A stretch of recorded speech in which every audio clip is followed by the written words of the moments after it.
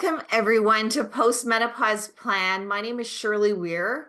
I'm the founder of Menopause Chicks, and it's my pleasure to spend this evening or this late afternoon, depending on where you're tuning in from, with you to talk about postmenopause. It is a lot of information that I've crammed into a short period of time, but we will be having a Q&A at the end. And if there is any way that I can direct you towards other resources, I am more than happy to do that.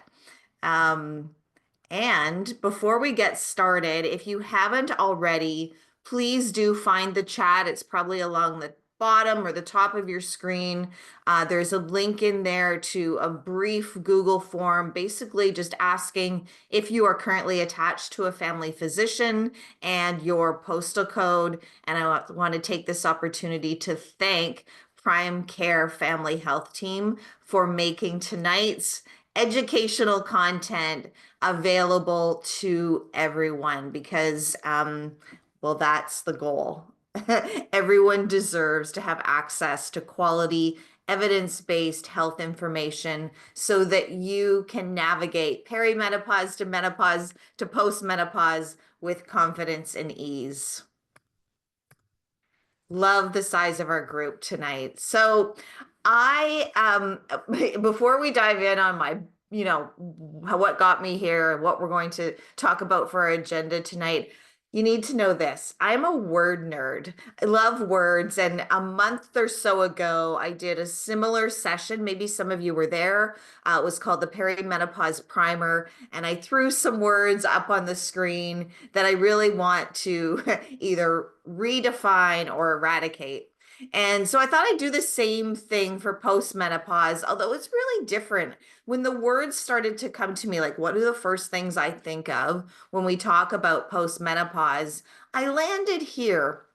And it was less about saying goodbye to some of the narrative, and it was more about embracing some of the things that we still need to talk about. And I don't know about you, but menopause, has been having a moment, definitely over the last 2 or 3 years. And a lot of people are talking about it, but there still continues to be lack of awareness and lack of quality interpretation, I'm going to say. So what does all of this mean to me? That's the question I want you to be asking at every stage throughout this conversation, because that's the goal. We want to take quality, evidence-based information. We want to connect the dots or translate it so that you have a solid understanding of what that means for you. So I put postmenopause across your shirt. Really, it's a conversation about estrogen, progesterone, a little bit on testosterone, and hyaluronic acid. And I can explain all of those as we go through. You would be surprised, maybe or maybe not, to learn that even post-menopause, which is every day after we reach menopause for the rest of our lives, is not well studied. We still are asking we have good information, but we still have a lot of unanswered questions when it comes to women's health. And I think when we look at the chat, I saw a lot of Canadian residents here joining us today, and we think about women's health research in Canada. Less than 10% of all dollars allocated towards health research falls into the women's health bucket. And you already know that the women's health bucket includes more things than studying postmenopause. So just trying to paint that picture for you so that you can understand why I put up not well studied onto the screen. Quotation marks, I put been there, done that. So this is something that I hear a lot. If I introduce myself, as I do, as a menopause chick and mention the word menopause, one of two things can often happen. Women who still have a period will put their hand in my face and be like, oh no, I'm not there yet, Shirley, not there yet, right? So I don't need to know. And then surprisingly, women who no longer have a period will sometimes or often say to me, oh, been there, done that. as if they don't need to know the information either. And that is probably, hopefully, the biggest reason why I am so happy that you are taking time out of your busy schedules to be here tonight so that we can draw a line in the sand and say, this is what you need to know. I'm not going to give you a postmenopause plan tonight, but hopefully I'm going to ignite enough curiosity that you will be motivated to create your own postmenopause health plan. And that's because postmenopause is not well understood. We talk about, and I've already talked about, periods and the end of periods, but very few educators in this space, health educators, healthcare providers, are connecting the dots for women and saying, this is why this happens. And here are all of the available approved options for you to prevent and or treat. So I'm here to connect those dots. Also on her shirt, I included these words. We're going to talk about cardiovascular health, brain health, bone health, and genitourinary health. And if you don't know what that means, stay with me. It's one of my favorite topics. So the other thing, besides the period, no longer have a period, don't need to know, that I get from women when I'm speaking to thousands of women throughout the year is this notion. They might not say it, but there's an underlying notion that they are unlucky. It has probably come up a dozen times already this week, and we're early in the week. So I'll give you an example. Someone will say to me, oh, I have fibroids, but my mother had fibroids, so I guess I'm just unlucky. Or this is the second UTI I've had in the last 3 months. UTI is a urinary tract infection, but my mother and my aunt and my sister and my grandmother, they all used to get UTIs too. So I guess I'm just unlucky like them. And so one of the things that I really want you to take away from this conversation, yes, luck is definitely a factor in our lives, but for most of the things that we're talking about as it relates to our hormone health and as it relates to our perimenopause to menopause to postmenopause journey, luck doesn't have much to do with it. Okay? So this is me. I'm Shirley Weir. I'm the founder of Menopause Chicks. I have been doing this work for 12 years. I host a private online community on Facebook and a community off of Facebook called The Nest, which is a soft place for all of us to land away from some of the noise of social media. It's also a great place for anyone who is really motivated right now to be proactive with their health and to make a plan. And tonight, what I'm hoping that we can talk about together is, what is your postmenopause plan? You will walk away with, I will clarify definitions for you. I want you to understand the roles and responsibilities of your hormones when cycles are regular, because that puts you in the best possible position to make health decisions for yourself when cycles are no longer regular. We will discuss some common experiences associated with postmenopause. I can provide some direction. I'm like your concierge. I can point you in the direction for approved available treatments. And if you like, I can even prescribe. I can even describe some script tips, some ways in which we can play a very active or proactive role when we show up for our health appointments. And this really is designed to make sure that we can minimize the number of women, especially, who leave their health appointments feeling dismissed or disappointed, especially when they've made that appointment to talk about menstruation or menopause. And so I want to put a stake in the ground and say no more to the dismissal and disappointment. And one of the ways to do that is to provide script tips, to provide a method for preparing for our conversations with our doctors. And overall, to give everyone here some insights to the journey ahead. You might already know all of this content, and that's great, but I do applaud you for showing up, because I suspect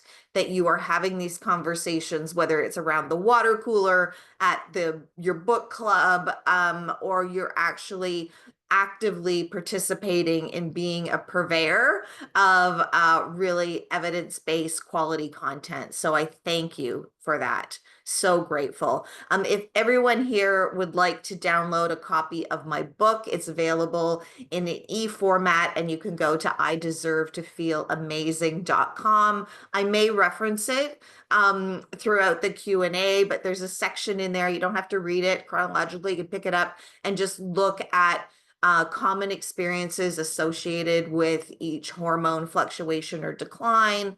And there's a pyramid there that can kind of help you discern whenever you are getting curious about a health experience that you're having. So some great resources in there. Okay, so you do deserve to feel amazing. Those are the 5 words that I always make sure that anyone that is attending education with me, we want to begin with the end in mind. I am not about to stand up and provide any education that starts with, these are all the ways in which you're going to suffer. I can't stand that messaging. We are the first generation of women to turn 50 and have 50 more years to plan for. And yes, sometimes the path towards destination amazing runs through a tiny little place, hopefully tiny, place called not yet amazing. But that's okay, because we are smart and we are savvy. We're here and we're getting the information, and I am happy to be your tour guide. This is probably one of my busiest slides, but I do like to use the umbrella analogy to break apart the definitions, because you might need clarity on what is the difference between perimenopause, menopause, and postmenopause. And it gets confusing in conversation sometimes, because many people, media, marketers, and members of the medical community will interchange these words, and that makes it more confusing for us when we are trying to navigate and be our own best health advocates. So I say that menopause is an umbrella term, which means it covers everything from perimenopause to the end of life. In the middle, you see menopause. And so I don't say during menopause or going through menopause. I want us to say reach menopause. We reach menopause when we have gone 12 consecutive period-free months. But again, you notice I've mentioned the period as part of the definition, which is misleading, because menopause is actually 12 months before that. It's the day on the calendar that marks the end of ovulation. That's what we're talking about. This is about ovarian function and whether or not we can still, if our ovaries can still develop an egg follicle. That's true menopause. It's just that we never know when our last egg follicle has been developed. And we never really know. I mean, we might have signs and symptoms, but we never truly know if we have enough estrogen that it could produce another egg follicle. That's why we use the 12-month waiting time as a marker to know whether or not we've reached menopause. On the left-hand side of your screen is perimenopause. Peri means around, so perimenopause means around menopause. It is not a synonym for suffering. It is not a synonym for symptoms. Perimenopause simply means the body is preparing for the end of ovulation. And if a great way to think about that would be to think about a young girl, let's say she gets her period at 12, but 2 to 3 years before that, her body is preparing for the beginning of her reproductive stage of life. And perimenopause is the body preparing for the end of our reproductive stage of life. Generally speaking, hormones fluctuate in the preparation for menopause, and generally speaking, in perimenopause, different from our reproductive years, estrogen may be high or higher than progesterone. After we reach menopause, at the end of our reproductive stage of life, every day after that for the rest of our life is postmenopause. This is mostly defined by a steep decline in estrogen. It happens quite rapidly and quite dramatically. And that is the definition of postmenopause, is like you were producing estrogen maybe since you were 12 every cycle, and now you no longer have that key ingredient. And what does that key ingredient influence or impact? Well, I've got a list that's the bottom right hand corner. It supports our heart health, our bone health, our brain health, our vaginal health, our pelvic health, and our bladder health. And the reason I have the arrow pointing backwards, I don't know, my camera or my finger pointing the right way on the camera, is that the best time to plan for our heart, brain, bone, vaginal, pelvic, and bladder health is before we are in postmenopause or too deeply into postmenopause. So we're going to go through a lot of that tonight. This is another way to illustrate that timeline. Perimenopause is very nuanced and different for everyone, can be 5 to 15 years of hormone fluctuations leading up to menopause. Menopause is one day that we reach.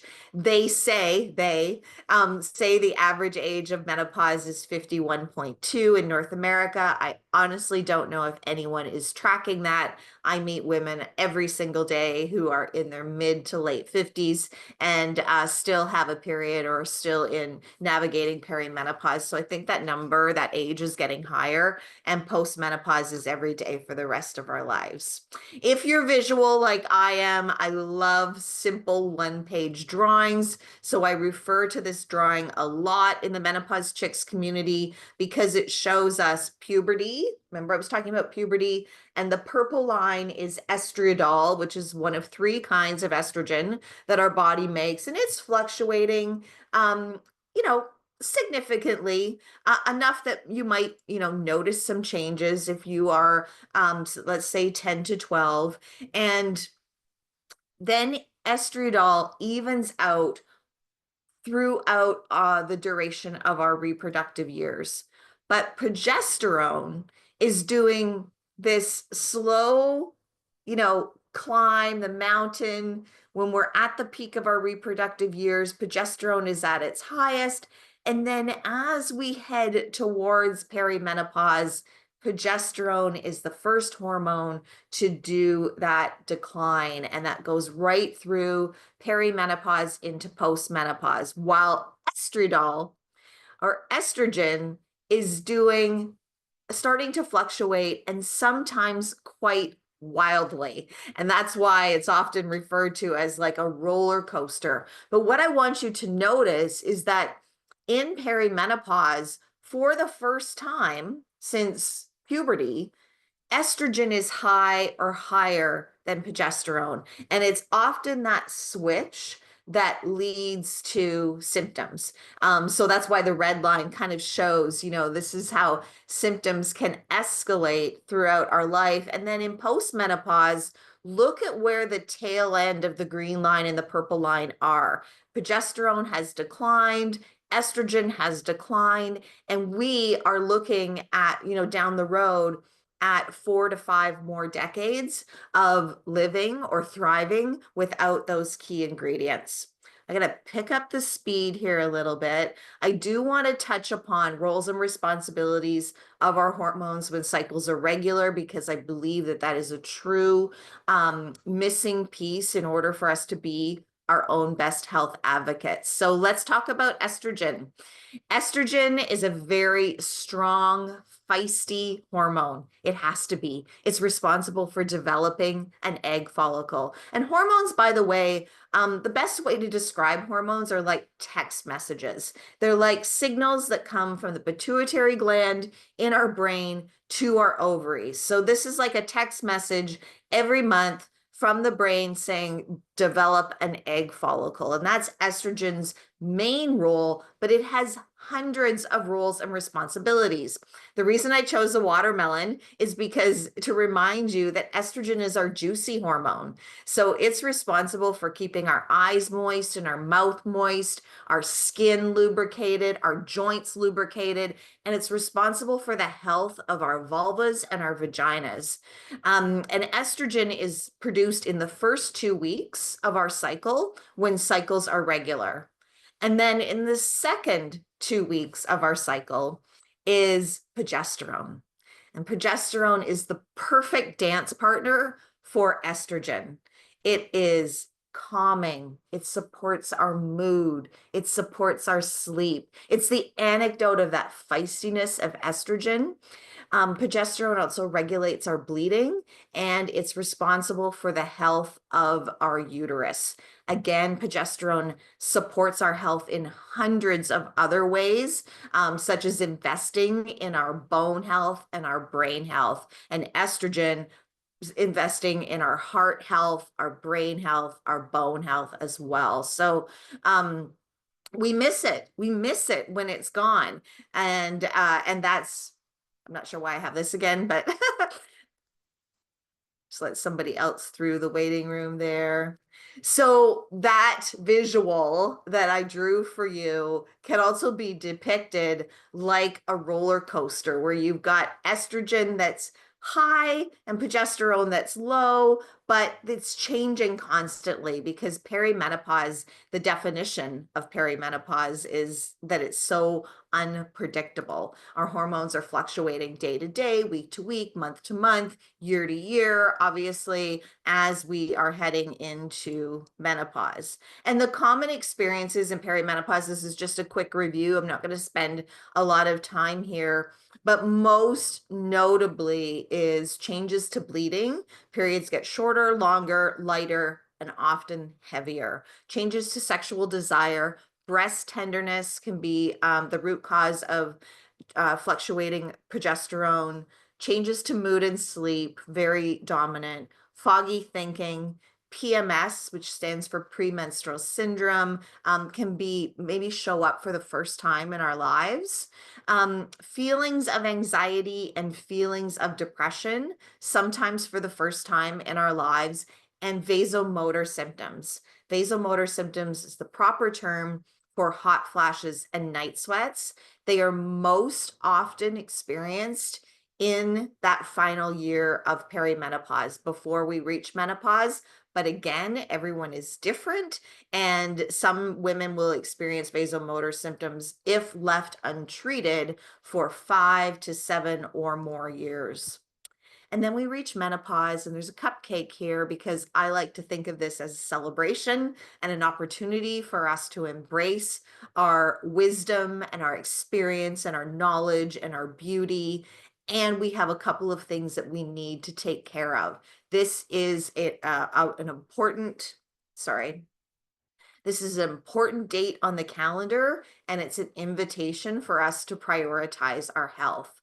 The other thing that's really important for us after we invent our cupcake or our mocktail to celebrate is that key decisions around contraception could be being made. And so I wanted to share with you what the International Menopause Society recommends. And that is if you reach menopause and you are over the age of 50, to continue to use contraception for 1 more year. And if you reach menopause and you are under the age of 50, to continue to use contraception for 2 more years. Why? Because we don't actually know if there might be another egg follicle that's going to be developed. So those are the guidelines. Doctors don't generally want their 50-year-old patients to get pregnant, and most 50-year-olds I know don't want to get pregnant either. And then it's an invitation for us to do what you're doing tonight, which is to learn how we can invest in the next 5 decades, prioritizing our sleep, prioritizing learning about our cardiovascular health.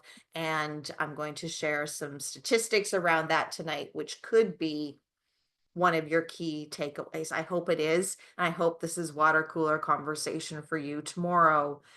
Because what if learning about menopause and postmenopause could significantly decrease future rates of heart disease and stroke, dementia, osteoporosis, vaginal dryness and atrophy, reoccurring UTIs, and incontinence? These are the statistics that are glaring at our generation. Heart disease is the #1 premature killer of women in Canada, and most of those deaths can be prevented. Dementia influences more women than men. Osteoporosis affects 1 in 3 of us. 1 in 3 of us will fall and break a bone due to osteoporosis, and that bone is likely to be something significant like a hip or a pelvis, which has debilitating effects not only on our own quality of life, but on those that have to care for us.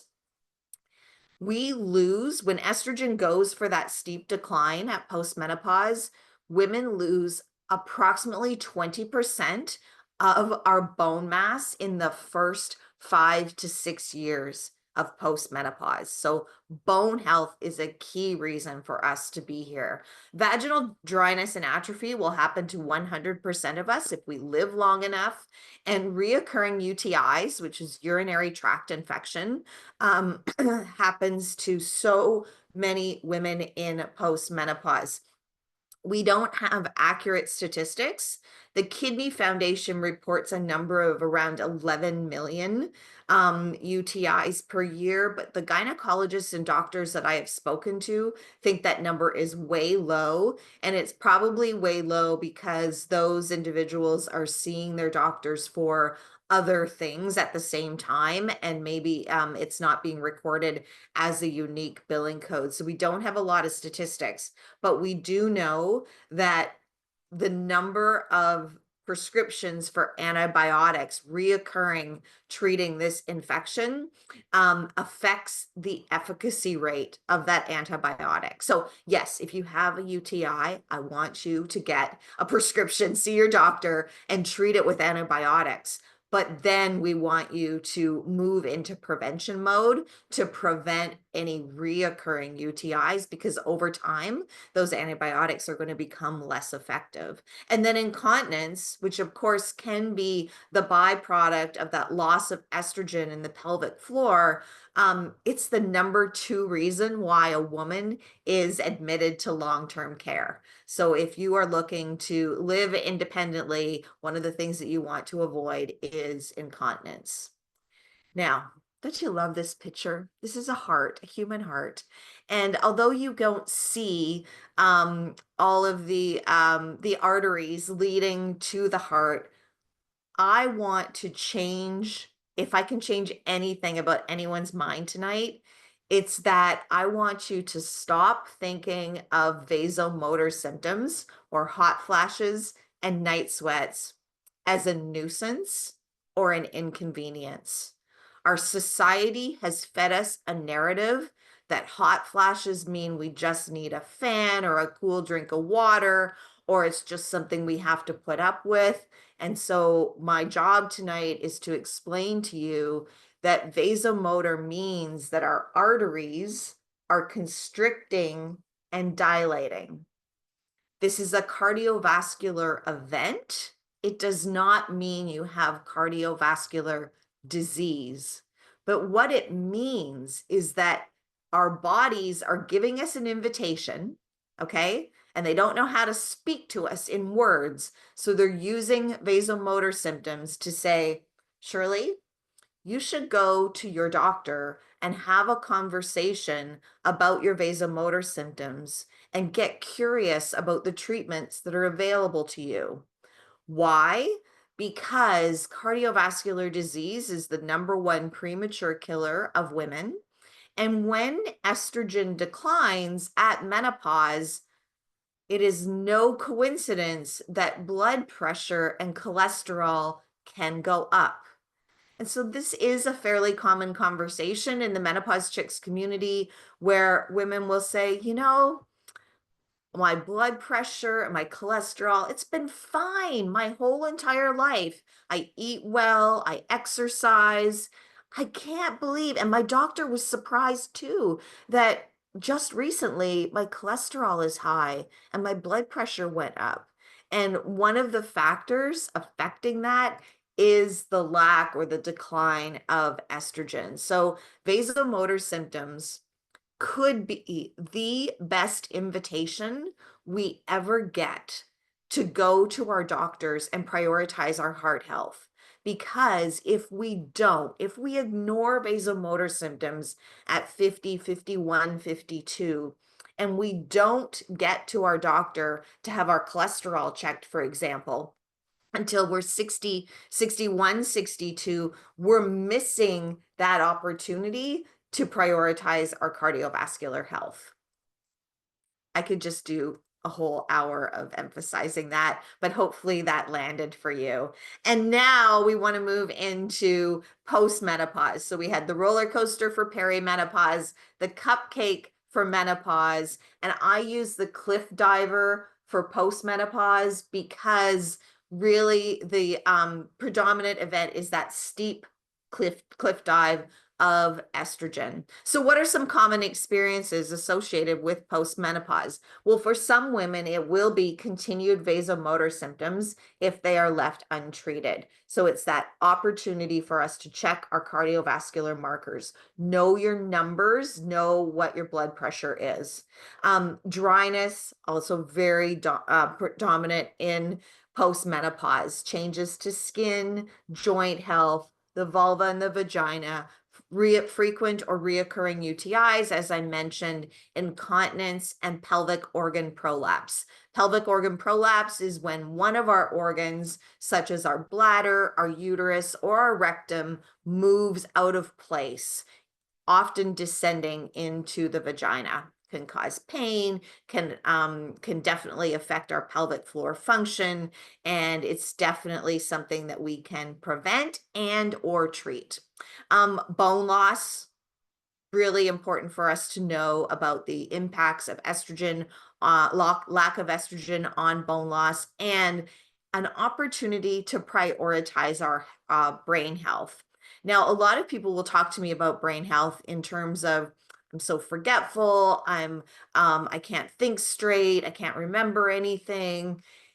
A lot of that could be rooted in estrogen loss, but given our society and given the number of plates I know you're spinning and a number of roles that you play at home, at work, and in your community, a lot of it is probably rooted in stress management, and or sleep or lack of sleep. Could even be a nutritional deficiency. So please don't misread that as saying, oh, in like compared to bone loss, we will lose bone. We will lose our bone, 20% of our bone mass in postmenopause.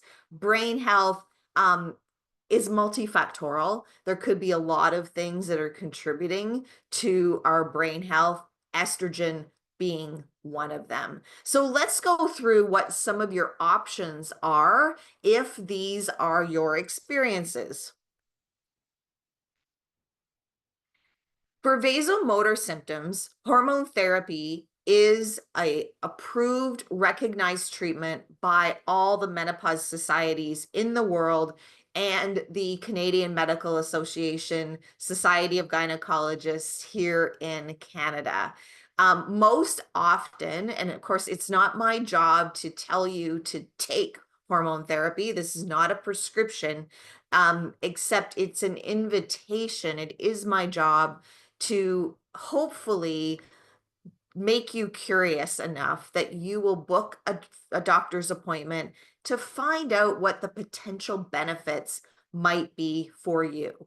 And most often in postmenopause, we are looking at hormone therapy in the form of estriadol and progesterone. And I put in brackets transdermal for estrogen, which is the most commonly prescribed type of estrogen. Transdermal means we take it through our skin, either in the form of a gel that you rub on or a patch that you would wear. And then progesterone, I put oral in brackets because that is the most commonly prescribed form of progesterone. Taken orally, shows to have the highest efficacy rate for protecting the lining of the uterus, but also provides support for mood and sleep as well. And then for cardiovascular markers, know your blood pressure and cholesterol numbers. If you don't already, now is an amazing time to have that conversation with your doctor. In the area of vulva and vaginal health, preventing UTIs, managing, preventing incontinence and pelvic organ prolapse, I invite you to engage in pelvic floor exercise. Please see a pelvic floor physiotherapist as a prevention strategy, even if you don't have any symptoms. Some of these symptoms are silent.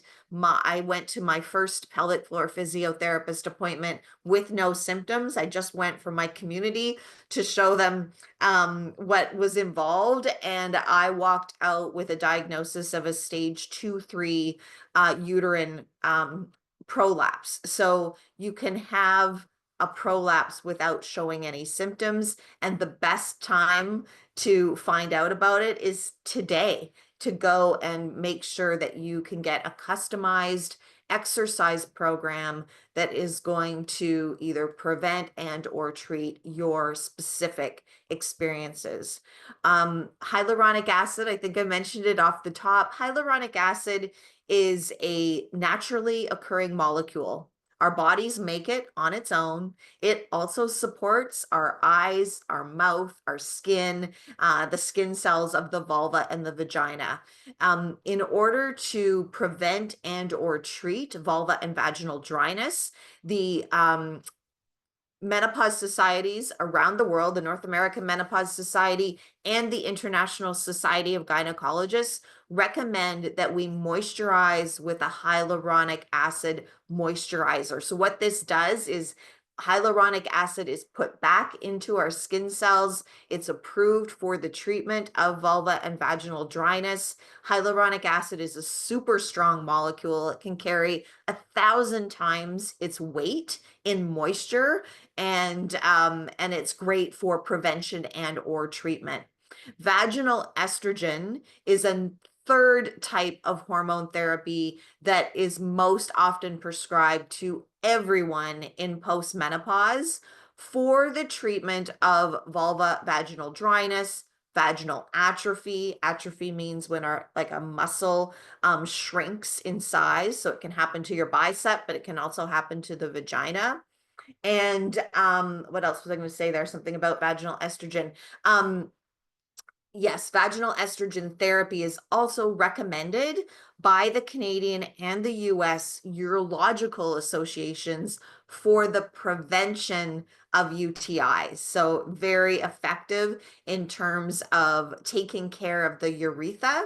And our urethras, when estrogen is gone, they get shorter and smaller, and that makes them more susceptible to infection. So that's the connecting of the dots there. I'm sorry I didn't say that earlier, but with a urethra that's smaller and shorter, it doesn't mean that you will, that everyone will get urinary tract infections. It means that our urethras are now more susceptible to infection, and UTI, urinary tract infections, are the most common type of infections. So if you have a UTI, definitely seek treatment via antibiotics, and then discuss with your healthcare provider your strategy for preventing UTIs, which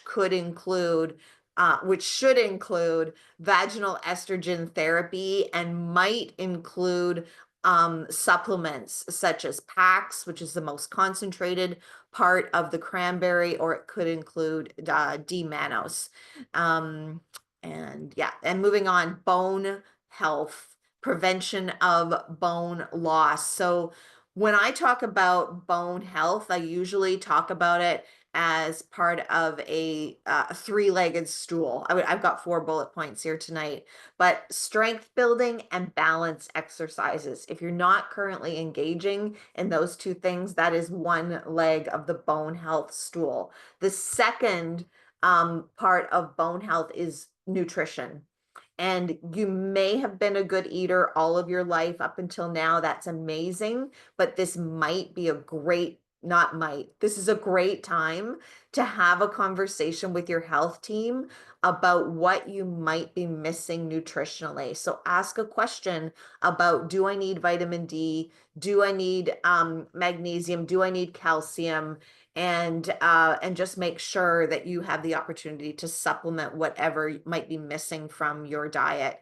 And then, of course, hormone therapy, menopause hormone therapy, estriol and progesterone are approved for the prevention of bone loss and osteoporosis. So they're not approved for the treatment of osteoporosis.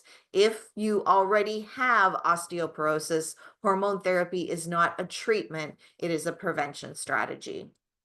And as I was saying earlier, brain health is an important part of this conversation. I believe that I will be alive long enough for us to see more research, more recommendations around preventative and treatment strategies for brain health and brain health conditions. But what we can do now and what we know now is prioritize sleep.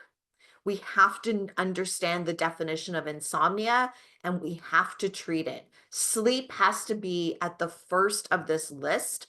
And in terms of preventing, even this is what we know a little bit about, the Journal of Alzheimer's has produced research that shows that quality sleep, omega-3s, so eating salmon 3 times a week or supplementing with omega-3s, and estrogen therapy can be effective at preventing some forms of dementia and or Alzheimer's. So lots more to come in that area. It's one of the reasons why I've got lack of research on the first slide, because we just need to know so much more. However, if you are in the same camp as me in that, what if every single human understood the roles and responsibilities of our hormones when cycles are regular, then we would be in a much better position to make decisions for ourselves when cycles are no longer regular. And estrogen, being our juicy hormone, being the hormone that protects our heart, brain, bones, and genital urinary health during those reproductive years, it helps us ask better questions and make the health decisions we need when cycles are no longer regular. So it's not luck.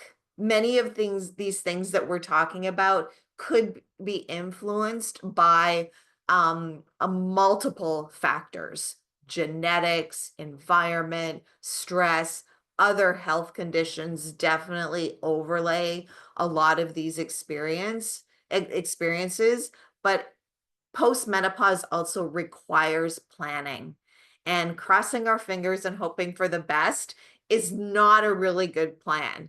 You already know that. You've decided to come out tonight and learn whatever you can about making the best postmenopause plan for yourself. So I'm almost done, and I do see some questions in the chat, which I really want to jump to, but I also know we probably have some people that would like some script tips for their next health appointment. So I'm just going to touch on that just briefly, and then I can come back to it during the Q&A if you like. But before we move on, I do want to thank you for taking time out of your schedule. I know you had a lot of competition for where you could spend your evening tonight, and you chose to put your own name and your health at the top of the to-do list. So I think that's amazing. So I honor you for that. And I also want to thank Prime Care Family Health Team in Milton, Ontario, for making this possible for all of us to gather here tonight, or for you to watch this recording if that's what you're doing. So please go ahead and pop questions into the chat. Don't forget to download Feel Amazing. It's at the URL ideservetofeelamazing.com. And I'm going to just do a quick segue to script tips. So, I wanted to mention, actually, just while we're doing this little transition, next month, March 11th, I'm doing a session called North of 60. There will be quite a bit of the content tonight repeated, but I'm really speaking to anyone who is over 60, or anyone who loves someone who is over 60. And these might be women who missed a lot of this messaging 10 or 15 or 20 or 30 years ago, and they are curious now, and that is great. It's never too early, and it's never too late to prioritize our health. And then on April 15th is the Vagina Dialogue. So I'll be doing a deep dive on all things vulva, vagina, and urinary health. March 14th coming up is also World Sleep Day. And so Menopause Chicks will be doing some special education around sleep debt, what it's costing us in this country, and making sure that everyone understands the definition of insomnia. And then in June, I'm doing a session called Speak Menopause. So it will be these next couple of slides with a lot more expansion and a lot more examples, personal examples that members have brought to Menopause Chicks. So why Speak Menopause and why script tips? Well, I am so motivated to do this work because of that statistic that shows us over half of women leave their health appointments feeling dismissed or disappointed. This is a piece of research. It's at inherwords.ca that came out of British Columbia in 2019. And I remember I was at the press conference when this research was announced. And I can remember the feeling in the air. I don't know if anyone spoke it necessarily, but when you hear the message that the majority of women are leaving their health appointments disappointed, what comes up for you first? I think for the people in the room that day, it was, well, we just need more doctors, and we just need to educate more doctors, and doctors need more education. And a lot of the tone and suggestion was, somebody needs to fix this. And I had to ask myself, what can I do to influence change in this area? And the truth is, I do not have a direct line to all the doctors in the country. It's not my area of influence, but I do have a direct line to many, many women who are trying to get answers for their health. They are trying to access primary care, and they are trying to solve for X. They're trying to find a solution for their current situation. And so I've developed a method for changing how we show up at our health appointments. And well, I'll give you like a real stark comparison, if you will. I can remember when I wrote my first book back in 2018, talking to some doctors about how patients show up and how they explain what is happening to them. And maybe you can even relate to this. But imagine you go to see your physician. You've waited maybe a half an hour in the waiting room, and then you go into the exam room, and there's 3 exam rooms, and there's a baby crying in one, and there's somebody who, cut themselves on the job site and they need stitches or a cast or something. And then you're there and you're like, oh, made this appointment 3 weeks ago, and now I'm here, and I feel a little bit better, a little bit worse than I did. And doctor comes in and says, hey, Shirley, how's it going? Oh, how are your kids? Oh, yeah, no. Oh, they're good. Yeah. Oh, getting older. Yeah. How are yours? Yeah. They grow up so fast. Time goes so quickly, doesn't it? Now you're 5 minutes into an 8-minute appointment. And finally, your doctor says, "So what brings you here today?" And I'm like, "I don't know. I used to be a good sleeper, but I'm just not sleeping the way I used to." Your doctor is a scientist, and they have taken an oath to treat you, and they have absolutely no clue what to do when someone says, "Just not sleeping the way I used to." So we have to change how we approach that conversation. And I'm not saying, say goodbye to niceties. If you love your doctor and you want to talk about their children, that's great. Just move that to the end of the appointment if there is time, because this is your health appointment. And so I want you to show up and I want you to state the goal of why you're there. Remind your physician of your age and your date of last period, because that is going to give them a pinpoint into that diagram that I shared with you, the purple and the green line of where you are on your reproductive time map. So that takes no time at all. I'm here today to discuss insomnia. As you know, I'm 57 years old and my last period was in 2016. And then you're going to move in to the second half of this acronym, which is SPEAK. So S is for symptoms. Describe any symptoms that you have. P is a missing part of a lot of conversations. And P in this case stands for impact. We don't describe the impact of what our symptoms are having on our quality of life. We often ask our healthcare provider to read our minds, and they are not mind readers. So instead of saying, "Oh, I'm just not sleeping the way I used to," you are going to say, "I have symptoms of insomnia. I wake up nearly every day of the week at 3 a.m. and I can no longer get back to sleep. This is impacting my quality of life, so much so that I am missing work. And I just looked at my calendar and realized I've missed 4 days in the last month. I can't continue this because it's impacting my income." Bam. Now your doctor has a scenario. They know your symptoms and they know how it's impacting your quality of life.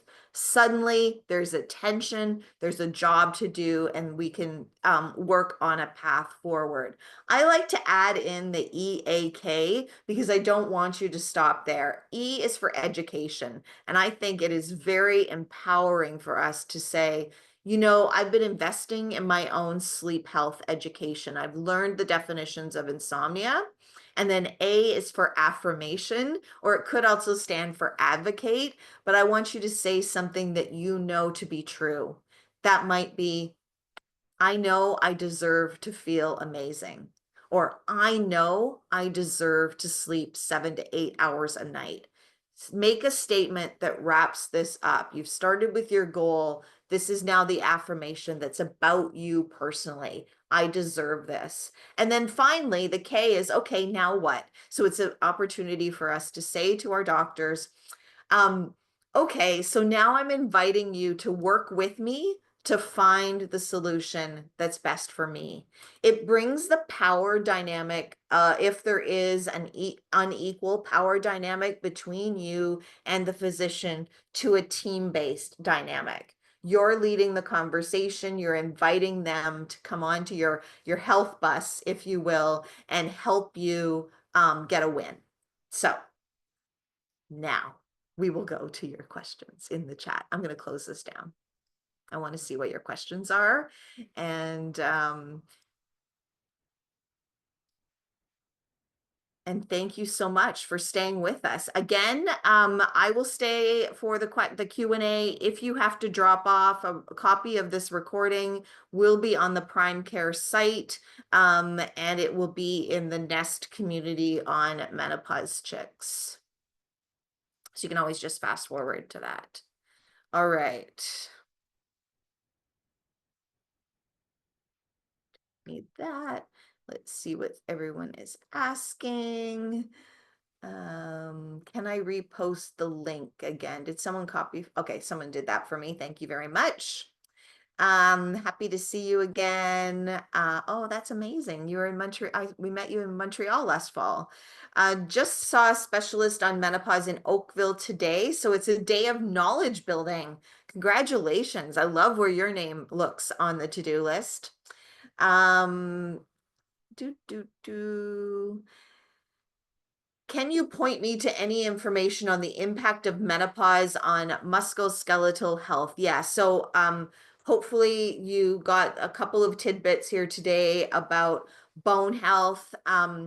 I do talk about osteoporosis quite a bit. You can grab some of the information when you download Feel Amazing. I would love for you, I mean, I'm not quite sure of your statistics, but I would just love to repeat that hormone therapy is approved for the prevention of bone loss. So that is very important when it comes to our musculoskeletal health. And oh, and finding issues with tendons and muscle tears. Okay, thank you for adding that. So remember when I was talking about the roles and responsibilities of estrogen when our cycles are regular? Estrogen supports our joint health as well. So get curious about where you are in terms of estrogen decline. If you are not at menopause yet, and even if you are, look at some of the other questions that we can ask ourselves whenever we're experiencing something that is disruptive to our health. And I'll refer you to page 25 here. I've created this pyramid and it kind of helps us get curious about, I mean, is it related to how you eat, move, and sleep? Maybe how you move, but I'm not sure. Is it related to stress? Probably not. But the question I would ask is, am I missing anything nutritionally? And so magnesium is one of the supplements. It's a mineral that's very hard for us to get from diet alone. And that's why most North American adults are deficient in magnesium. Doesn't mean you can't eat magnesium-rich foods to support your joint health, but it just might be something you want to talk to a registered dietitian or a pharmacist about whether or not that would be a good strategy for you, and then add on the get curious about estrogen. I was wondering the same thing, where to find the hyaluronic acid moisturizer. It's at moisturizeyourvagina.com. It's called Feel Amazing. Looks like this. There are other moisturizers. This is one that was co-developed by members of the Menopause Chicks community. The important thing, if you are looking at other products, is to read the ingredient list and look at where hyaluronic acid is on the list of ingredients. So just like food, um, the volume or the amount of an ingredient is listed in order. So probably in something that you might see on the shelf in a big box store, water might be the first ingredient. So it's mostly water. If hyaluronic acid is the last ingredient that's listed, it means that there's not very much in there. So this contains hyaluronic acid and vitamin E as the only two medicinal ingredients, and you can get it at at moisturizeyourvagina.com. Just pop that into the chat. There you go. Okay.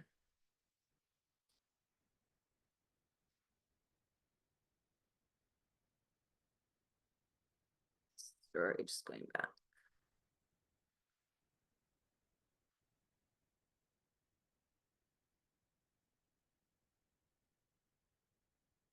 I'm sorry, and I think that was just out of order, so I want to make sure I'm not missing anything.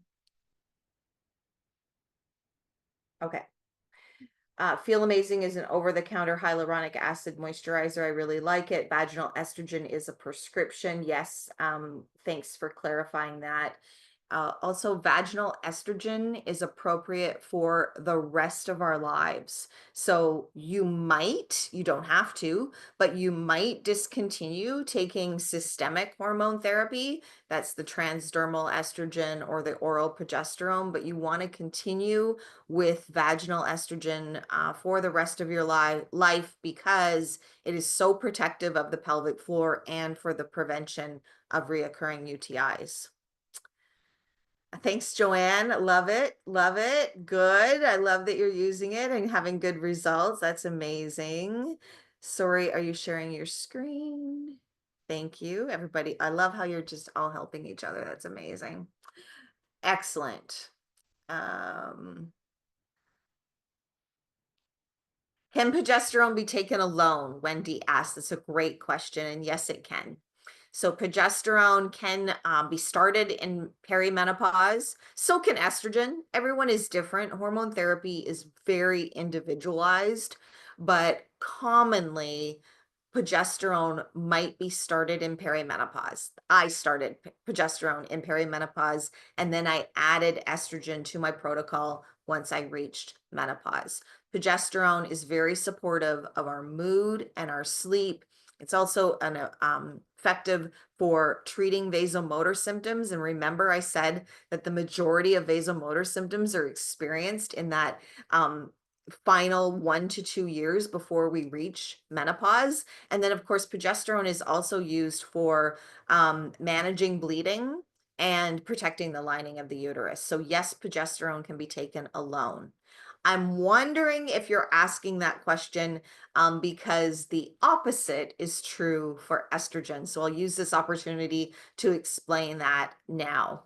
Estrogen cannot be taken unopposed. It must go with progesterone. The reason is if you have a uterus, estrogen unopposed will increase or cause the lining of the uterus to grow. And so you don't want that.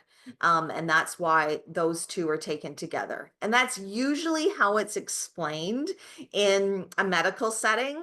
But I have to add the extra, which is even if you have a uterus or don't have a uterus, you want the benefits of progesterone. Progesterone is a hormone that we miss when it's gone, and you want that supportive therapy of supporting mood and sleep. You may want it for the management or elimination of vasomotor symptoms, and then of course you want it for uterine protection. Hopefully that's clear. When would it be appropriate to add in testosterone in postmenopause? So thank you for asking that question. I knew it would come up in the Q&A.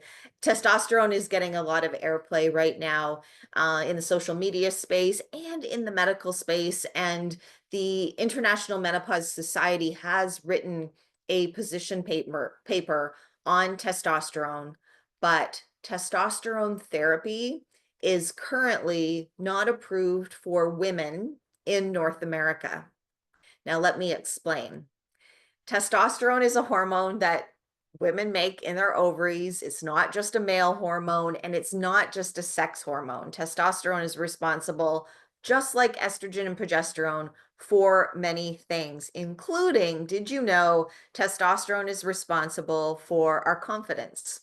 And I think about that a lot, actually, when I think about my mother, who is gone now. But, you know, we look at aging people in our lives and we think, oh, it's age, right? We can't pinpoint the root cause, but they lose their confidence. Maybe it's confidence to do things that they used to enjoy or used to do on the regular, like banking and open mail and all of that. And when that declines, I was like, oh, I wonder if that is loss of testosterone. And of course, I will never know, and I can't prove that. But it's important for us to realize that testosterone does support our sexual function and sexual health, but it has other roles and responsibilities. So it's important.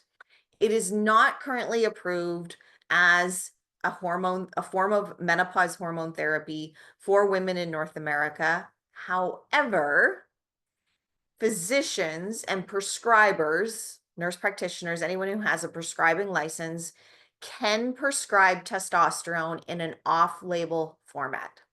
Off-label format means anytime a prescription is given for something other than what it was originally intended for. So we might remember examples of, you know, the birth control pill being prescribed for acne, or an antidepressant being prescribed for a sleep disorder. Those are examples of when prescription products are used in an off-label format.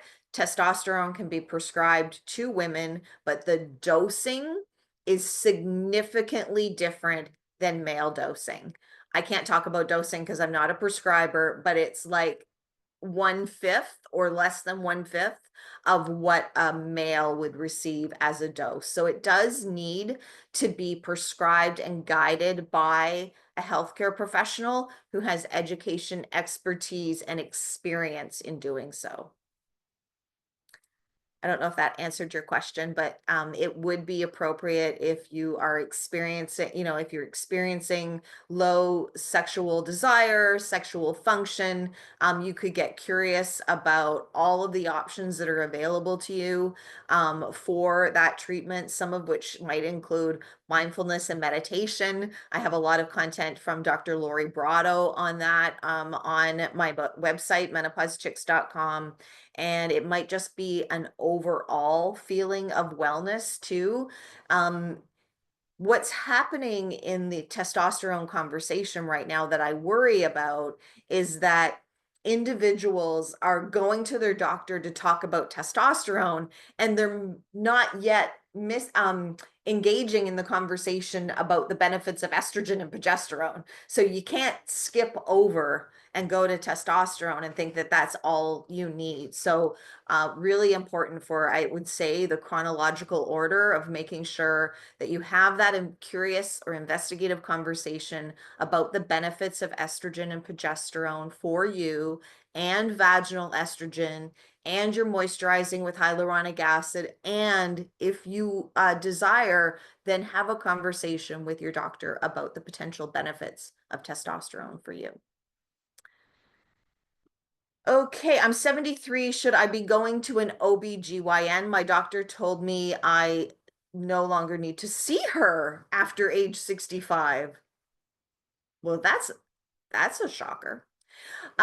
You do not need a gynecologist. I don't know if you are in Canada, but I'm just going to assume that you are. So gynecologists are specialists in our country. Specialists require a referral through our family doctor, and most specialists are there because they are treating cancer or they're performing surgery. When it comes to addressing what we were talking about tonight, even though we've talked about a few prescription options that are approved for you, that can all be provided by your primary care provider. So that would either be your doctor or your a nurse practitioner, somebody who has prescribing rights where you live. I'm not sure why your doctor told you that you do not need to see her. I'm wondering if there's a misinterpretation or a miscommunication. Maybe she was saying you no longer need a pap smear after 65, but you definitely need a family doctor. So circle back with me if you want to. Anybody can reach me at shirley@menopausechicks.com. And if you need some more clarification or direction in that area, I would be happy to support you. I have read that hearing loss can be a symptom of hormone therapy. Does having mild hearing loss and tinnitus make that more likely? Um, I don't have any resources or evidence to back that up. Hearing loss, like eyesight loss, does occur for a variety of reasons, and aging could be one of them. So we have to be careful that we don't toss everything. Well, actually, you said as a symptom of hormone therapy. Hormone therapy doesn't have any symptoms. If hormone therapy is prescribed correctly, i.e., you're taking the right hormones for your age and stage at the right doses, using the right mode of delivery for your body to absorb it, the only side effect ought to be that you feel amazing. And hearing loss is definitely not a symptom of or a side effect of taking hormone therapy, but many things overlap are these experiences. I talk about it tonight as if that's it. This is the be all and end all, but so many of us are going to have other health conditions. So many of us will be taking other medications that could influence our quality of life. And then, of course, we are navigating this thing called life. So many of us are dealing with grief and stress and work and all of those things as well, but not hearing loss. Is hyaluronic acid and estrogen prescribed together? Are they two separate things? They are two separate things. So hyaluronic acid, I mean, I first heard about it from the beauty industry, and that was back in like 2003, 4, 6, something like that. I thought it was an ingredient invented by the beauty industry. I didn't know until I got deep into this work that hyaluronic acid is actually a naturally occurring molecule, but it's non-prescription product. It's in a lot of moisturizers, and but don't use any product on the vulva and vagina that's not approved to be there. That's really important because there could be other ingredients in those products that you do not want to disrupt the pH of the vagina. So only use products that are Health Canada approved for treating the vulva and vagina. Two separate things. I've been prescribed Premarin for dryness and atrophy. I'm 60 and have been postmenopause for about 60 years, or sorry, for 10 years. Yeah, that's a common prescription. Premarin is a cream, and so I understand why a lot of women would use it. I have a cream here too that's actually estrogyn. So Premarin is a brand name, and it is non-bioidentical. So it's not it doesn't have the same molecular structure as the estrogen that your body used to make on its own. This one that I happen to have here, estrogyn, is estrone. So remember I said there's three kinds of estrogen. This is probably the weakest type of estrogen, but it's effective as a vaginal cream. And what I like about creams is that it doesn't ignore the vulva. There are other modes of delivery, ways of taking a vaginal hormone therapy, such as a suppository or a ring that you can insert. And they ignore the vulva, they ignore the external part, which the skin cells are just as important externally as internally. So that's why personally I like a cream. If Premarin, and if we were speaking and I was able to chat with you tonight, I would say, is Premarin working for you?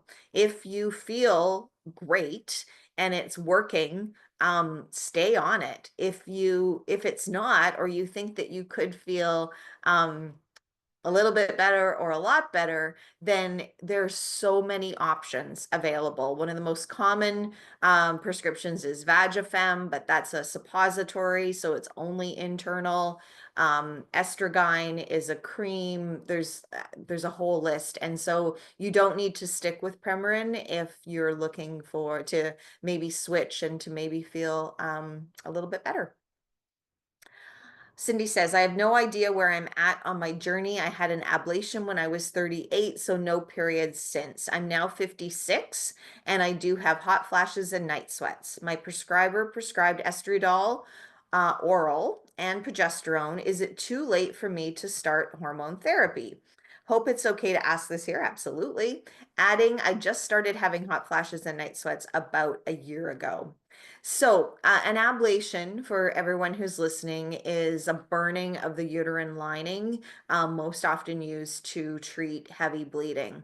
And it does do that. It treats heavy bleeding, and I understand from a lifestyle and convenience perspective.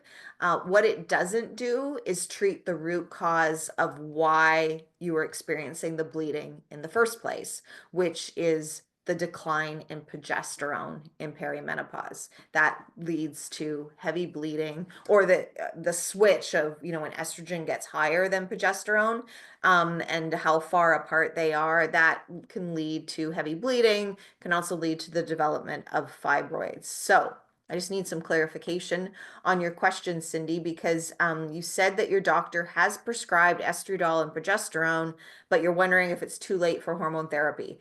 Estrogen and progesterone are hormone therapy. So if you're taking those two things, then you are on hormone therapy.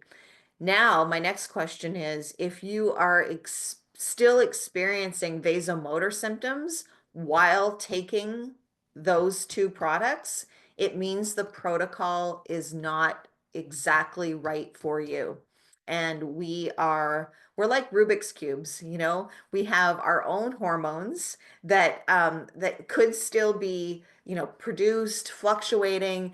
Then we might be taking hormone therapy, and there might be a mismatch. It might not be like that perfect jigsaw puzzle piece yet, but that's okay. It's very, very common when we're taking hormone therapy we have to circle back to our prescriber and ask these 4 questions if you're not yet feeling amazing.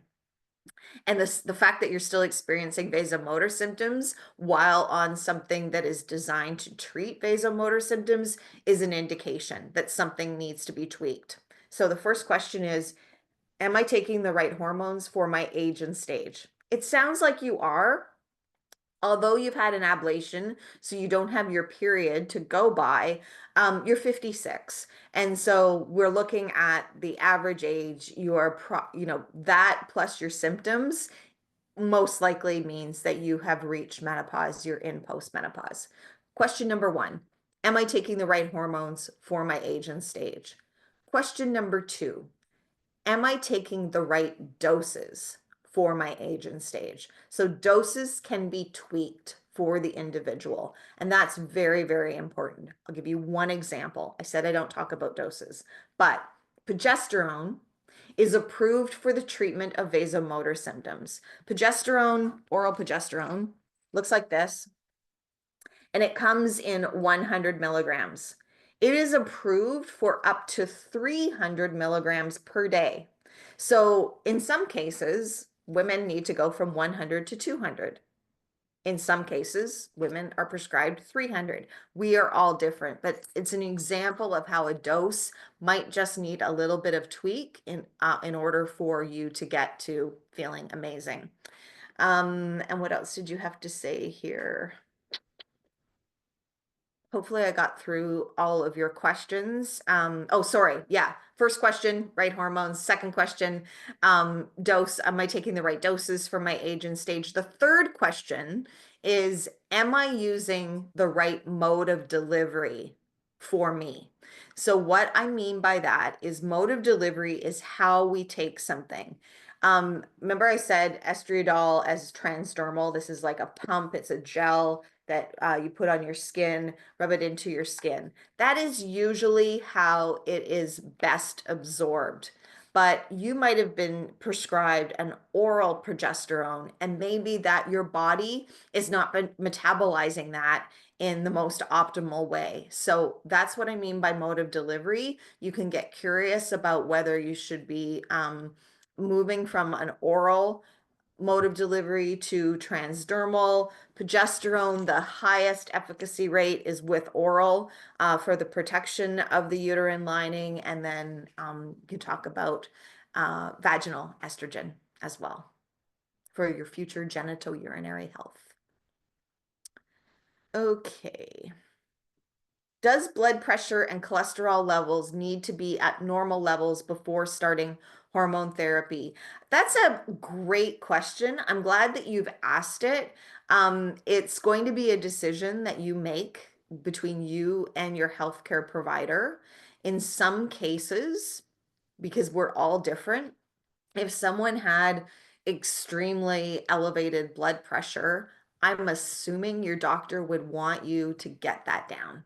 So they would put you on a course of action of lifestyle and maybe medication to do that, because they're probably going to hope they have your cardiovascular health at the top of the priority list. And you're going to work on that maybe for a few weeks, maybe for a few months, and then revisit the hormone therapy opportunity and conversation. But on the other hand, if it's a slight elevation and you're not on medication, but you know that you've reached menopause and that perhaps the most recent decline in estrogen has given a little spike to your cholesterol numbers, you know, compared to where they were 6 months ago, or your blood pressure, then you and your doctor can say, well, let's, start this round of hormone therapy. Come back in 6 weeks or 8 weeks. Let's keep a close eye on how you're feeling. Let's do your blood work for your cardiovascular markers in another 6 to 8 weeks and talk about it and monitor it closely. So there's probably a different answer for this, the number of people that we have here, but it's definitely within the realm of possibility. Great question.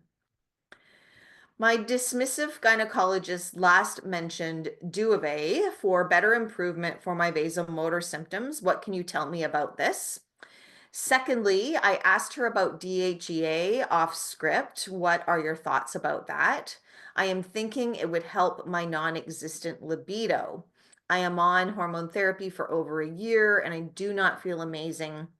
At best, I feel okay most days. Sexually, it is very painful and I have zero interest or desire. Quite a bit in that, Anne, and I see you and feel you. I'm sorry to hear that your gynecologist is dismissive. So I would love to be able to work with you and give you the scripts that you need to show up maybe just a little bit differently at your next health appointment so that you can have a better health outcome. Duave is a brand name for a treatment for vasomotor symptoms. A lot of women are on it. I can share with you the list of options, but my question for your prescriber, which would be your question for your prescriber, is let's put brand names aside. What's in it and why do you recommend it?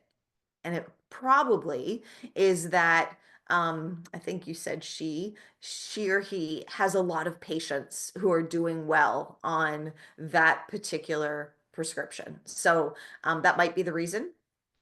It could also be that they just had a visit from the rep for Duave and they've got some samples in their office. Like there's lots of reasons. So we need to stay in that driver's seat and ask why that. And if you are experiencing vasomotor symptoms, you need and deserve a solution. So let's start there. I'm assuming they might even be impacting your sleep, which can then have like a trickle down effect to your well-being and even impact your sexual desire. So definitely get curious or say, I went to an education session and I would really like to explore the benefits of oral progesterone and transdermal estradiol. You could say that too. DHEA. So most of what I know about DHEA is for the treatment of vulva and vaginal dryness and atrophy. DHEA was approved 2 years ago in Canada, and the brand name of the product is called Intra Rosa. And then DHEA is another hormone that we make, but when we take DHEA therapy, in the vagina, our bodies naturally convert it to estrogen and testosterone. And so Interosa is now approved in Canada, and you definitely could have an investigative conversation with your healthcare provider about that. Tonight, we have mostly talked about vaginal estrogen, which is the go-to or the gold standard, and it's also the recommendation for the prevention of UTIs. But you definitely can get curious about DHEA for you. And it's a cream. And so that means that you can apply it internally and externally too. And with regards to libido, I have a couple of things to pose to you. One is, how is your sleep? Because we can't do anything for anybody, including ourselves, if sleep is not addressed as number one. Number two, I would say I would invite you to read the work of Dr. Lori Brotto. There's an interview with her in here, and it's on my blog at menopausechicks.com. She is the head of the sexual research lab at the University of British Columbia and has done extensive research on how mindfulness and meditation can be an approved therapy for increasing sexual desire. I'd say sleep first, and then have a look at that and prioritizing your vulva and vaginal health, you didn't ask about it, but somebody else did earlier, and testosterone therapy is something that you might want to explore as well, either with this care provider or with someone else.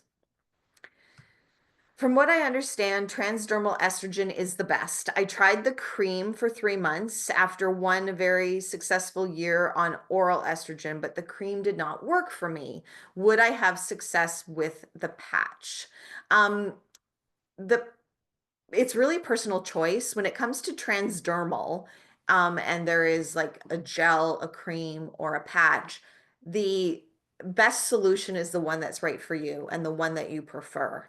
So some people love the patch, they put it on for a week at a time and they forget about it and they like that. Other people like the daily ritual so that they can stay compliant. It's going to be best for you. Now, you said that you were successful on oral estrogen. I'm assuming maybe that your prescriber switched you to transdermal just because it has a higher efficacy rate. I don't know. I'm reading between the lines. But what I like to remind people all the time is that oral, like, options exist for a reason. There is a menu of choices for us. This is not walking into a restaurant, opening up the menu, and there's only chicken, right? This is going in to your health decision making process and seeing, oh, somebody has created options and now I get to design the protocol that's right for me. So if an oral treatment worked for you and you are happy, you could advocate for that. Or you could switch to the patch and try it out. And then when you've done that, you will be able to evaluate for yourself the patch versus the cream versus oral, and then make a decision. And that's an option that's available to you as well. I'm 56 and I hit menopause. I hit my 12 months after menopause almost 2 years ago. Is it too late to start hormone therapy? No, it's the perfect window. The guidelines from the North American Menopause Society, and these are guidelines, that's something I have to emphasize a lot, is that we start hormone therapy within 10 years of menopause or under the age of 60. That does not mean if you are 11 years postmenopause and 61 that it's a complete no for you. It's a guideline for when is the best time to start hormone therapy. And given what you've learned tonight, in particular about bone loss, you'll recall I said that we lose 20% of our bone mass within the first 5 years of menopause. Now you can connect the dots and see, oh, that's why they want me to start hormone therapy within 10 years of menopause. It's to minimize the amount of bone density that I lose. So you are right in the perfect window, perfect opportunity to have an investigative conversation about what the benefits might be for you. I've been told that if you start hormone therapy within the 10-year window after you've reached menopause, you're safe and it actually reduces the risk of many things. Yes, kind of true, Trisha, but kind of also not true. So hormone therapy could be started at any time, but it always requires, as does any prescribed protocol, that we are weighing, it's individualized, and that we're weighing the benefits versus the risks.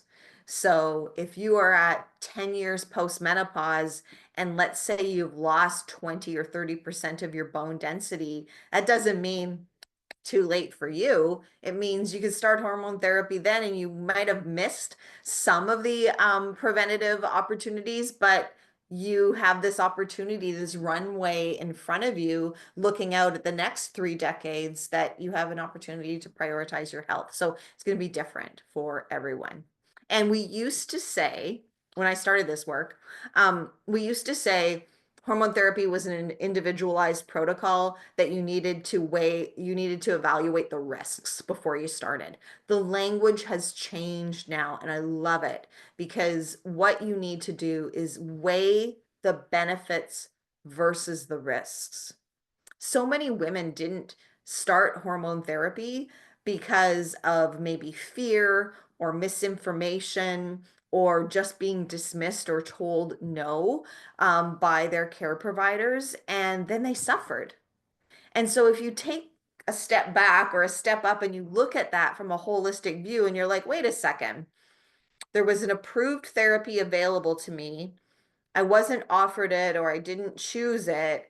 And my quality of life was awful as a result. I didn't sleep. I had joint pain. I lost bone density. I suffered with vulva and vaginal dryness. So being able to weigh the pros and cons is really the critical thinking that we can all, that our generation and future generations can really benefit from this. Where to find follow-up questions, questionnaire, re-meeting, and whether we have a GP. Oh, thanks. I love you just helping everybody. Thank you so much. I'm 63 and have never had a conversation with my doctor about postmenopause. Am I now too old for hormone therapy? No, hopefully I just answered that in the last couple of questions. The guidelines state that we should start hormone therapy within 10 years of menopause or under the age of 60. They are a guideline, not a deadline. So everyone is individual. I mean, at any age, if you've had a stroke, you are likely not going to be prescribed hormone therapy. That's one of the things that they're going to look at, but they're also going to look at all of your other health and your health goals, which I talk about a lot when we're talking about script tips. Being able to articulate your health goals, especially maybe when it comes to cardiovascular health, bone health, and genitourinary health, puts you in this position to be like, if there's a way in which I can invest in my health, I'm here today to talk to you about it. On menopausechicks.com, I have a specific script tip that I have written, set of script tips that I have written for someone who is over 60 and how they might approach their primary care provider to ask for support in this area. So you can go check it out there. Just go into the blog and search 60 hormone therapy and it'll pop up. The woman's name I wrote it for was Vivian, I think. How safe is hormone therapy with a family history of breast cancer? I need another hour tonight. I also have a post at menopausechicks.com about hormone therapy and breast cancer. I'll say a couple things now because I think it's very, very important that we all hear this. Hormone therapy does not cause breast cancer. The risks of breast cancer include having breasts, age, so the incidence rate, which is different from risk, the incidence rate of breast cancer is 1 in 8. 1 in 8 of us will get breast cancer if we live to be 85. If you are younger than 85, your risk of breast cancer is less than 1 in 8, okay? It only goes up as we get older. So having breasts, age, and then a genetic form of breast cancer. So if you or immediate family members have breast cancer or had breast cancer, then you definitely need to investigate the genetics part of your risk calculation. And that's going to be very individual and not something that I can answer here. But what I can leave you with is that in addition to having breasts, age, and genetics, there's another set of factors that put us at a higher risk of breast cancer. And hormone therapy is not on the list, okay? And they include modifiable factors such as alcohol use, the amount that we exercise, movement, and our weight. So obesity, for example, would put us at a greater risk of getting breast cancer. Those things are very, very important for us to know and to take action on. And then to understand that when we're making hormone therapy decisions, that the incidence rate of someone getting breast cancer while on hormone therapy is very, very low. And it's an incidence rate, not a risk rate. So incidence means the number of times it happens. And that's because we're taking hormone therapy as we're aging. So the incidence rate of being on hormone therapy for 1 year and getting breast cancer is significantly low and barely goes up when we're on hormone therapy for 5 years. But yet we're 5 years older. So the age factor in calculating our risk factor for breast cancer is very important. Now, I don't know if that landed for you. I hope that it did. I hope that you are in a position to have a much more detailed, informed risk assessment with your healthcare provider. Just know that hormone therapy does not cause breast cancer, and that for everyone else on this call, regardless of whether you have breasts, what age you're at, genetics has to be treated separately. That know that there are these modifiable factors. We got to learn about alcohol and the risk factor associated with alcohol, and there are things that we have within our control there. Great questions. Oh my gosh, you guys are doing so great. If hormone therapy is safe, why is it recommended for 5 years only? That's incorrect information.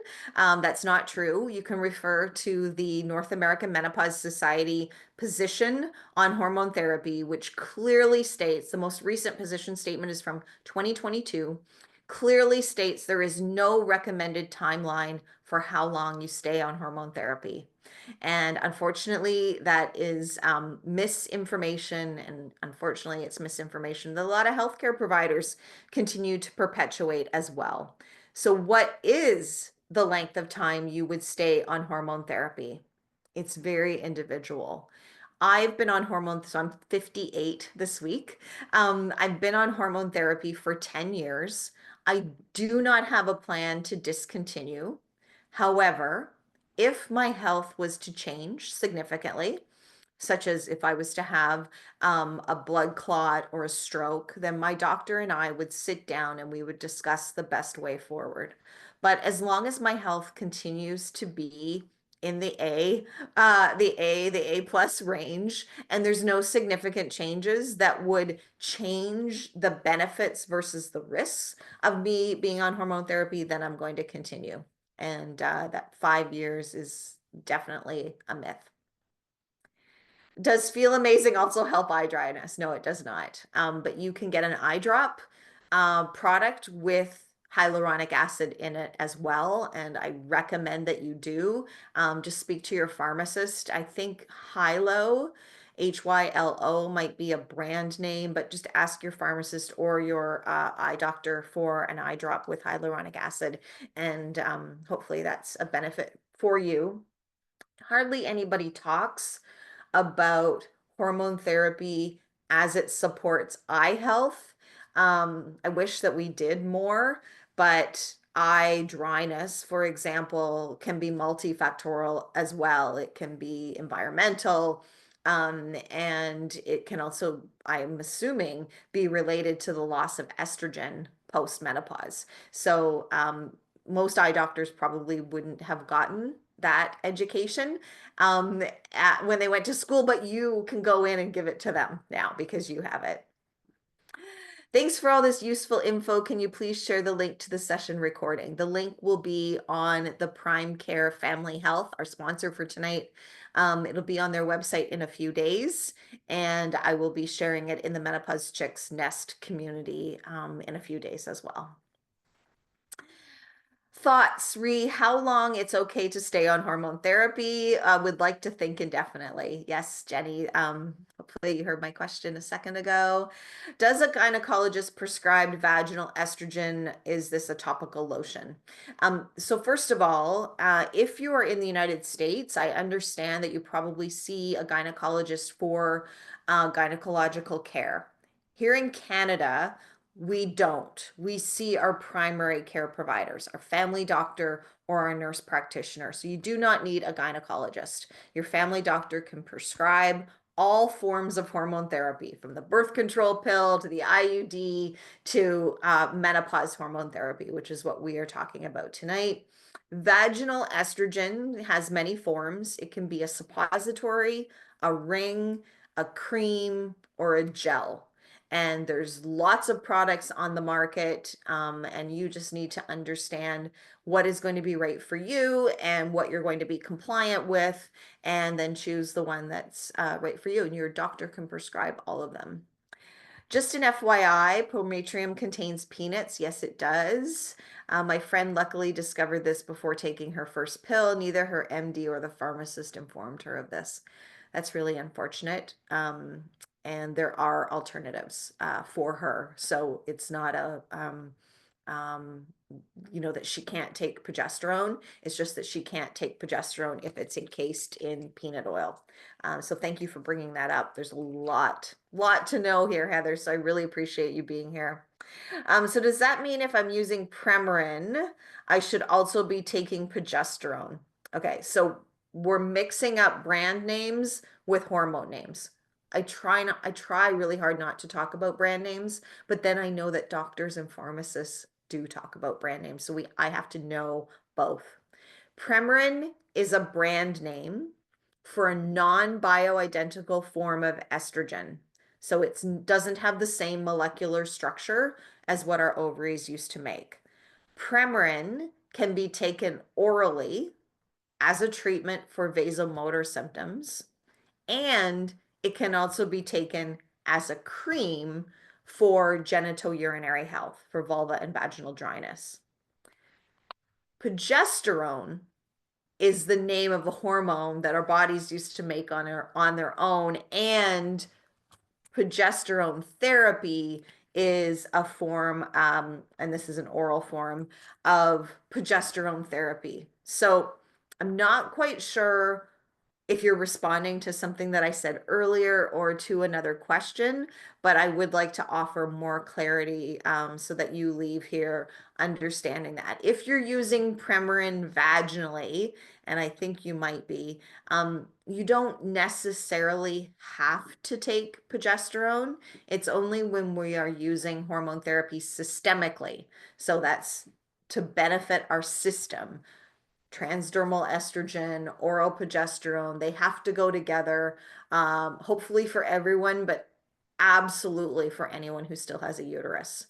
If you're using vaginal estrogen and you're not taking anything systemically, that's okay. And you can continue taking vaginal estrogen for the rest of your life. Can I start progesterone if I'm 10 years post? Sure, you should. You probably missed the benefits of progesterone. Yes, but I have not started it yet. And thank you for answering my question. You're welcome. Thank you, Shirley. So much rich information and really appreciate all the knowledge you share with us. I always learn so much and come away more empowered. Yeah, thank you for coming out tonight. That's amazing to hear. Great information on postmenopause. I stumbled on this group by happy accident and so glad I did. It's great to know all this is normal and resources are available. My first webinar tonight, but definitely not my last. Amazing. Thanks for coming. Is there a vaginal estrogen cream you recommend? I recommend the one that's going to be best for you. So if you want brand names, I can show you a chart. Vagifem, as I said, is a brand name that gets prescribed a lot, but it's a suppository. Estrogyne is a brand name for a cream, which can be used internally and externally. Is transdermal safer than oral estrogen? Safer is, I don't really know how to address that. It is shown that taking estrogen transdermally is not processed by the liver and has a higher efficacy rate than if we take it orally. But oral exists for a reason. So have a conversation with your prescriber and your pharmacist if you have any hesitation or any questions, or if you would like to request transdermal estrogen based on what you heard tonight. It's really going to be a you decision, but if I can help you with the clarity that you need to ask those questions, I'm more than happy to do that. Thank you, Shirley. I have to leave. Shirley, thank you. Thank you. Saying you see me made me choke up a little bit and cry a little. More a release of finally emotions. I get that. I think that's what I needed to hear myself and what got me this job. So I totally understand what you're talking about. I hope I understand what you're talking about. Thank you. 1,000 thank yous. I made notes and will absolutely make a big part of my post-menopause plan. Amazing. I've asked to be referred to a gynecologist, but my GP doesn't think it's necessary and he's very dismissive. I've asked if these various symptoms you've mentioned are menopause related. He's told me that I'm silly and that I can't blame everything on menopause. Lisa, I hope that we can work together on some script tips. Your doctor is kind of right, but I don't like the tone in which you are portraying this situation. So I would love to arm you with the information, the knowledge, and the questions that you can approach that conversation just a little bit differently. Um, and yeah, not everybody needs a referral to a gynecologist. That's not what we want to do. And even those gynecologists are not always trained in menopause. So we have to come in with probably as much or more information and if and understand what our family doctors or primary care providers have in their toolkit. What do they have to offer us? They can write a prescription or they can provide a referral or diagnostic testing or scans, though it's kind of like the range of what they're going to provide. And in terms of being able to prescribe menopause hormone therapy, they can definitely do that. It really helps if you understand the roles and responsibilities of what your hormones do when cycles are regular and you need to understand what's on the menu for you. And so you deserve to feel amazing whether or not you choose hormone therapy or you work with them to find the underlying root cause of why you're feeling the way that you feel. And hopefully this will help you as well because I list out the experiences that are associated with each hormone decline. And it might, maybe what you, I don't know you, maybe what you're experiencing is related to insomnia or another health condition, a thyroid condition. So you get really curious. And I think your doctor will step up when they see that you've obviously stepped up and spent this time with us tonight. And yeah, switching a GP is very, very challenging in our current climate. So the shortest distance between 2 points is often working with the doctor that we have. Thank you for answering my question. I'll be sure to have another discussion about hormone therapy with my doctor soon. Shirley, I'd really like to ask you a few other questions offline if possible, especially to get the scripts for appointments with my GP. Yes, so how that works is when you watch the Menopause Chicks Masterclass, go to menopausechicksmasterclass.com. This is something that we do this is a replay and it's perimenopause and postmenopause. It also includes my hormone therapy frequently asked questions, and it includes a session I call the Vagina Dialogues, which is everything you need to know about vulva and vaginal and urinary health. All of that is at Menopause Chicks Masterclass. It's $25 Canadian, and you automatically get an invitation to 2 sessions that I host every week called Ask Anything. And it's like this, except you can have your camera on and your microphone on, and you can come with your personal questions. You can come to seek clarity. You can come to get personalized script tips for your next health appointment, and or you can just come and listen and learn from what other people are asking. Where did you say your script tips for over age 60 were? Well, they're just an example that I wrote for someone. So it's not a blanket, like it's one size fits all, but it's on my blog, menopausechicks.com. Go to the blog articles, type in 60 and hormone therapy, and there's an example there that I wrote for Vivian. Big thanks. Thank you so much. Oh, that's so good. This is the best payment that you guys ask all these amazing questions. I love it. Thank you so much. I'll definitely like to have a script. I've never been offered hormone therapy, just a vaginal cream. I appreciate all this info. I don't have social media. How can I access your nest? I created the nest for people that aren't on social media or who are leaving social media. So It doesn't officially launch until Thursday, which is my birthday.